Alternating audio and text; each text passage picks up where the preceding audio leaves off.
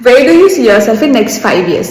ഈ ക്വസ്റ്റ്യൻ എന്തിനാണ് ചോദിക്കുന്നത്, ഇതിനകത്ത് എന്തൊക്കെ പറയാം, എന്തൊക്കെ പറയാൻ പാടില്ല, ഈ കാര്യങ്ങളൊക്കെ ഇന്നത്തെ വീഡിയോയിൽ നമുക്ക് ഡിസ്കസ് ചെയ്യാം.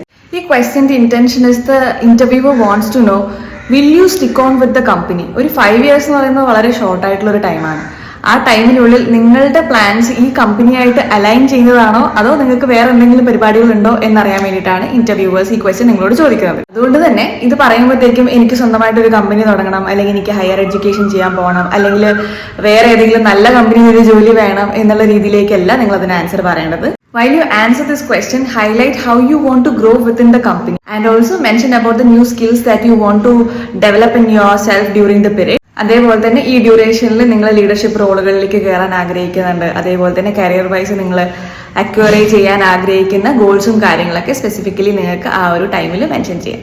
ഈ ക്വസ്റ്റ്യൻ എങ്ങനെ ആൻസർ ചെയ്യാം എന്നുള്ളത് മനസ്സിലാക്കാൻ വേണ്ടിയിട്ട് കുറച്ച് sample answers I B adding in the description.